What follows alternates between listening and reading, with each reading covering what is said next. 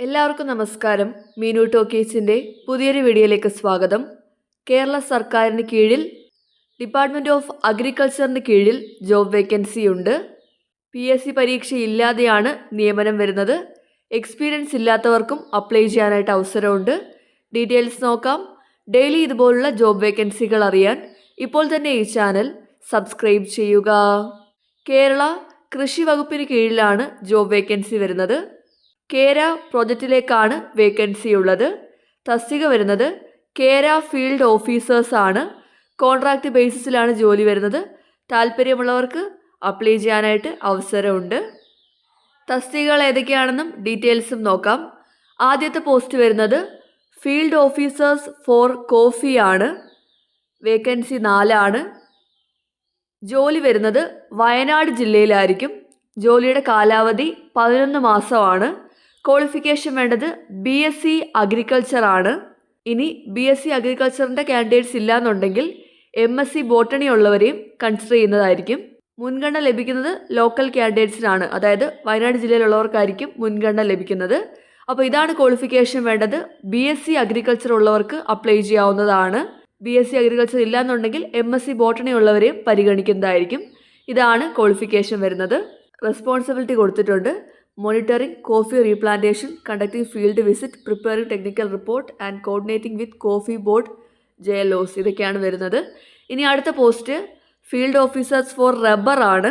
Vacancy 31. ജോലി വരുന്നത് കണ്ണൂർ, മലപ്പുറം, എറണാകുളം, കോട്ടയം, പത്തനംതിട്ട, തിരുവനന്തപുരം ജില്ലയിലാണ്.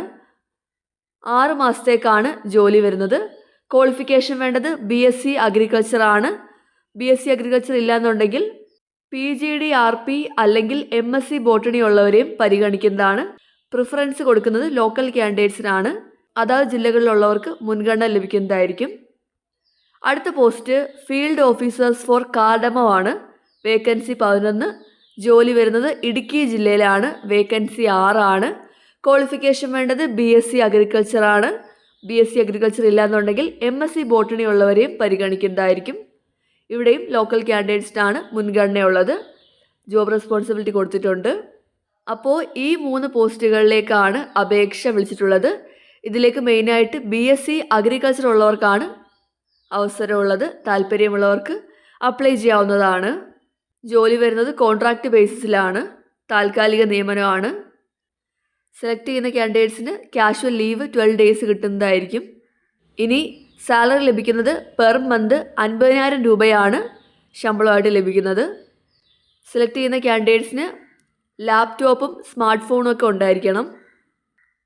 പ്രായപരിധി നോക്കാം. 28 വയസ്സ് വരെയുള്ളവർക്കാണ് അപേക്ഷിക്കാനായിട്ട് കഴിയുന്നത്. നിങ്ങളുടെ ഏജ് പ്രൂവ് ചെയ്യാനായിട്ട് 10ാം ക്ലാസ്സിൻ്റെ സർട്ടിഫിക്കറ്റ് പ്രൊഡ്യൂസ് ചെയ്യേണ്ടതാണ്. നിങ്ങൾ ഓൾറെഡി ജോലി ചെയ്യുന്നവരാണെങ്കിൽ നോ ഒബ്ജക്ഷൻ സർട്ടിഫിക്കറ്റ് പ്രൊഡ്യൂസ് ചെയ്യേണ്ടതാണ്. അതുപോലെ തന്നെ ജോലിക്ക് കയറുന്നതിന് മുന്നേ 200 രൂപയുടെ സ്റ്റാമ്പ് പേപ്പറിൽ നിങ്ങൾ എഗ്രിമെൻറ്റ് എക്സിക്യൂട്ട് ചെയ്യേണ്ടതായിട്ടുണ്ട്. ഇനി അപ്ലൈ ചെയ്യേണ്ടത് എങ്ങനെയാണെന്ന് നോക്കാം. അപ്ലൈ ചെയ്യാനായിട്ട് ഒരു ആപ്ലിക്കേഷൻ ഫോം ഉണ്ട്. ആപ്ലിക്കേഷൻ ഫോം ഫില്ല് ചെയ്ത് നിങ്ങളുടെ റീസെൻറ്റ് പാസ്പോർട്ട് സൈസ് ഫോട്ടോയും ഒട്ടിച്ചിട്ട് സൈനും ചെയ്തിട്ടാണ് നിങ്ങൾ അയച്ചു കൊടുക്കേണ്ടത്. നിങ്ങളുടെ ആപ്ലിക്കേഷൻ്റെ കൂടെ നിങ്ങളുടെ എല്ലാ സപ്പോർട്ടിംഗ് ഡോക്യുമെൻസിൻ്റെയും സ്കാൻഡ് കളർ കോപ്പിയും കൂടി വെച്ച് വേണം നിങ്ങൾ അയക്കാനായിട്ട്.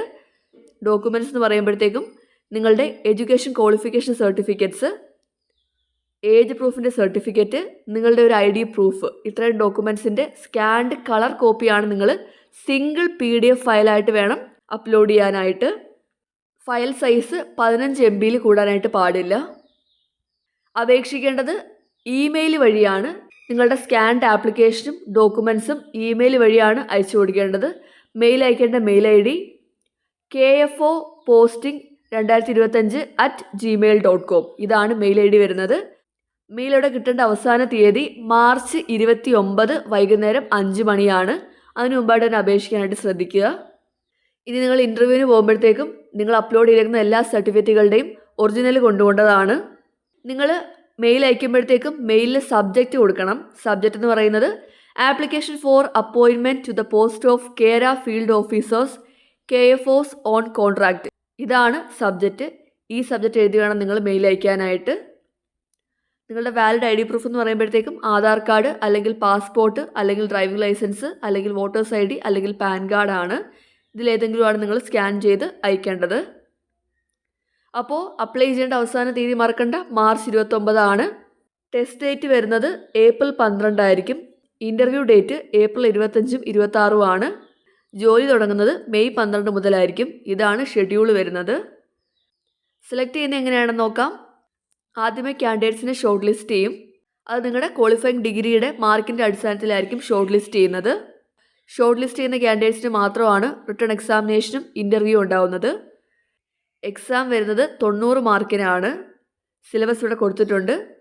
എക്സാം പാസ്സാവുന്നവർക്ക് ഇൻ്റർവ്യൂ ഉണ്ടായിരിക്കും. നിങ്ങളെ മെയിൽ വഴിയായിരിക്കും അറിയിക്കുന്നത്. ഇൻ്റർവ്യൂ വരുന്നത് 10 മാർക്കിനാണ്. അത് കഴിഞ്ഞിട്ടാണ് ഫൈനൽ സെലക്ഷൻ വരുന്നത്. അത് കഴിഞ്ഞിട്ട് നിങ്ങളുടെ ഫോട്ടോ ID വെരിഫിക്കേഷൻ ഉണ്ടായിരിക്കും. നിങ്ങളുടെ ID കാർഡ് നേരിട്ട് വെരിഫൈ ചെയ്യുന്നതാണ്. ഇതുമായിട്ട് ബന്ധപ്പെട്ടുള്ള എല്ലാ അറിയിപ്പുകളും നിങ്ങളെ മെയിൽ വഴിയായിരിക്കും അവർ അറിയിക്കുന്നത്. അതുകൊണ്ട് തന്നെ അപ്ലൈ ചെയ്ത് കഴിഞ്ഞിട്ട് ഇടയ്ക്കിടയ്ക്ക് മെയിൽ ചെക്ക് ചെയ്യേണ്ടതാണ്. എന്തെങ്കിലും അറിയാനൊക്കെ ഉണ്ടെങ്കിൽ ഈ കാണുന്ന നമ്പറിൽ കോൺടാക്റ്റ് ചെയ്യാവുന്നതാണ്. അപ്പോൾ ഇതാണ് ആപ്ലിക്കേഷൻ ഫോം വരുന്നത്. ഈ ഫോമാണ് നിങ്ങൾ ഫില്ല് ചെയ്തിട്ട് മെയിൽ വഴി അയച്ചു കൊടുക്കേണ്ടത്.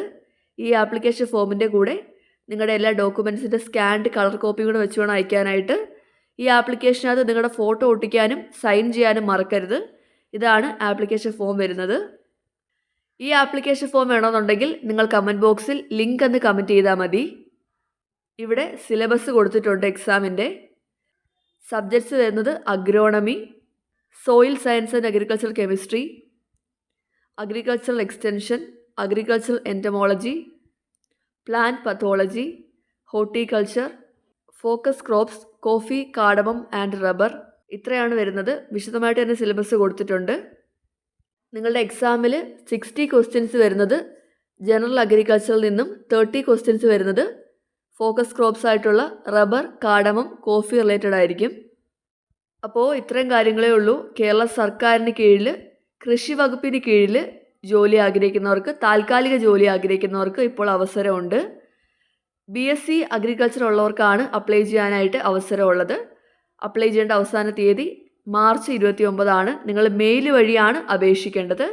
താല്പര്യമുള്ളവർ മെയിൽ വഴി അപ്ലൈ ചെയ്യുക. ഡെയിലി ഇതുപോലുള്ള ജോബ് വേക്കൻസികൾ അറിയാൻ ഇപ്പോൾ തന്നെ ഈ ചാനൽ സബ്സ്ക്രൈബ് ചെയ്യുക.